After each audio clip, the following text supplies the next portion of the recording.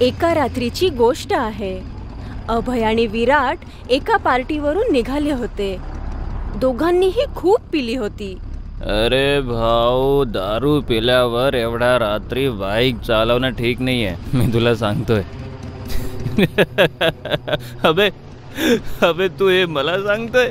हा साल्या, तू तर माझ्यापेक्षा जास्त पिलायस.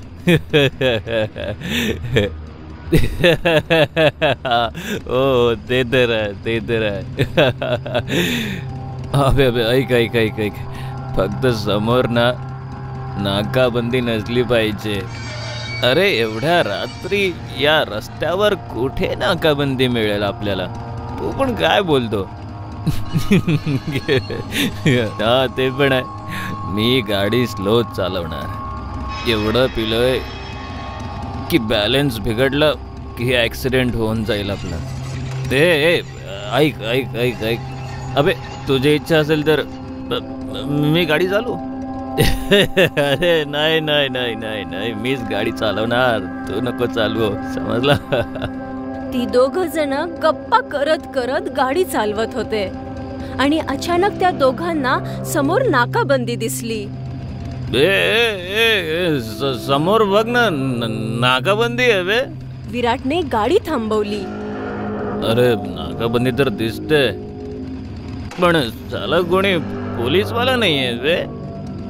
वाटतंय सगळेजण झोपत असणार. चल चल चल चल चल, चुपचाप इथून निघून जाऊया. हो खरं म्हणतोय. विराटने गाडी चालूच केली आणि थोडं पुढे चाललाच होता आणि अचानक त्याला पुढे 2 कॉन्स्टेबल दिसले, एक माणूस आणि एक बाई. अरे अरे ऐक, वाटतं दुसरा रस्ता घ्यावा लागेल. या लोकांनी आपल्याला पकडला ना तर आपला चांगलीच लागेल. हो हो, घुमाव बाई, घुमाव घुमाव. विराटने गाडी वळवली आणि दोघंही जोर जोरात हसत तिथून निघून गेले. काही वेळ उलट्या रस्त्याने जात त्यांनी दुसऱ्या रस्त्याने गाडी वळवली. हा जंगलाचा रस्ता आहे, इथे कुठलीच नाकाबंदी नसणार आहे. हा मजेत जाऊया. अबे तुला तर आधीच्या रस्त्यावरनं यायला पाहिजे होतं ना, आधीच यायला पाहिजे होतं. अबे यायला तर पाहिजे होतं, पण मला कुठं माहीत होतं की तिथे नाकाबंदी असेल ते. ओ मित्रा, हे पण आहे. तेवढ्यात अचानक दोघांना समोर नाकाबंदी दिसली. समोर बघ, समोर बघ, समोर बघ. अरे आपले तर लागले. समोर बघ. झाला, इथे कुठे नाकाबंदी लागते बे? जेव्हा दोघांनी लक्ष देऊन पाहिलं तर इथे पण तेच दोघं कॉन्स्टेबल होते. ते मला वाटतं जास्त चढली आहे मला. हे कसं होऊ शकते? अबे हे तर तेच आहे ना जे आधीच्या नाकाबंदीवर होते. हो हो हो यार, हेच आहे ते.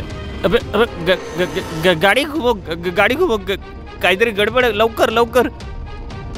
विराटने पुन्हा एकदा गाडी वळवली आणि ह्या वेळेस दोघं जण तिसऱ्या रस्त्याने निघून गेले आणि ह्या रस्त्यावर पण नाकाबंदी होती आणि तेच दोघं कॉन्स्टेबल त्यांच्या समोर होते. दोघांचे डोळे उघडे ते उघडेच राहिले. त्यांना समजतही नव्हतं की नक्की काय चाललंय हे. दोघांची ही नशा पूर्णपणे उतरली होती. त्यांनी परत गाडी वळवली आणि एका मोडवरती येऊन थांबले. अबे हे सगळं काय? एकच माणूस 3 जागेवर कसं असू शकतो? अबे अबे मला तर वाटते की हे मनुष्य नाही बे, भूत आहे. काय भूत? हो ना. अबे 3 रस्त्यांवर तेच आहे. आता आपण कुठे जायचं? हो भाऊ, आपण जिथे पण जाणार तिथे येणारच आहे. माझा ही रात्र आपल्याला याच जंगलात काढावी लागेल. हो हो, तू खरं म्हणतोय. तर एक काम करूया, इथेच थांबूया, कारण ज्या पण दिशेने जाऊ ना ते दोघं आपल्याला मिळणारच. हो हो, तू खरं बोलतोय. अभय आणि विराट गाडीवरून उतरले आणि तिथेच असलेल्या एका दगडावरती बसले. दोघं जण घाबरली होती. जंगलमधून सियारोची ओरडण्याची आवाज येत होती. अबे, आपण जर भूतांपासून वाचलो तर हे आपल्याला हे जंगली जनावर मारून टाकतील. अबे, तू घाबरू नकोस यार. आपण इथेच बसूया. काही वेळानंतर सकाळ होणार आहे, तेव्हा आपण सुरक्षित घरी पोहोचूया भाऊ. हो हो हो हो, उम्मीद तर हीच आहे. काही वेळानंतर विराट उठला. अबे, कुठे जातोय? अरे, सुसू करायला. अरे, या भीतीमुळे मला सुसू लागली आहे. अबे थांब, एकटाच जाशील का? मी पण येतोय. अबे, कुठेच नाही जातोय, मी इथेच आहे. विराट झाडाकडे वळून पेशाब करू लागला. तेवढ्यात मागून कोणीतरी त्याच्या पाठीवरती थापलं. अबे अबे थांब, अबे करू ते दे. पाठीवरती पुन्हा एकदा थाप पडली. तो मागे वळाला. विराटच्या मागे तोच कॉन्स्टेबल होता. कॉन्स्टेबलचा अर्धा चेहरा जळलेला होता. विराट तिथे खूप ओरडला. विराटचं ओरडणं ऐकून अभय त्याच्या जवळ गेला. अभयही ते पाहून खूप घाबरला.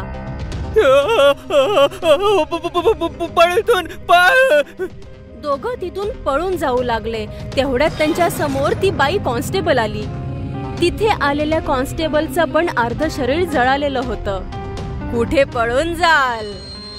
मागून त्यांना दुसऱ्या कॉन्स्टेबलने घेरलं होतं.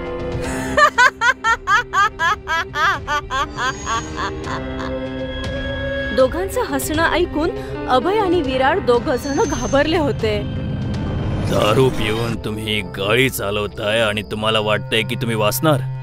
वाचणार नाहीत, अजिबात वाचणार नाहीत.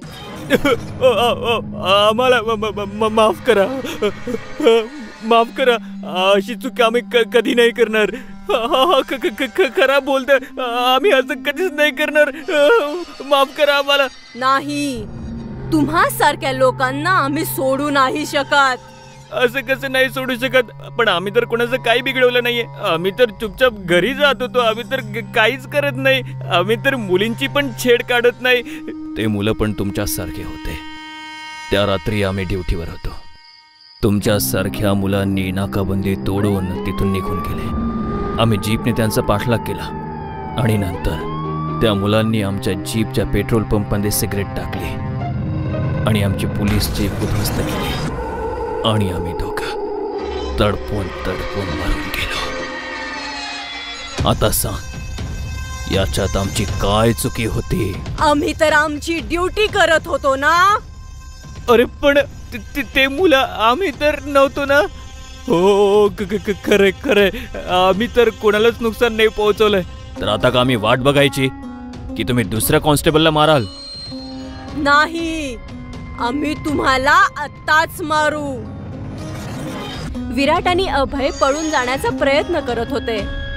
कॉन्स्टेबलच्या भूतने त्यांना पकडलं होतं आणि ओढत त्यांना नाकाबंदीच्या तिथे घेऊन गेले आणि तिथल्या नाकाबंदीच्या पोलवरती आपटून त्यांचा जीव घेतला. जो कोणी नाकाबंदी तोडण्याचा प्रयत्न करेल तर त्याचे असेच हाल होतील.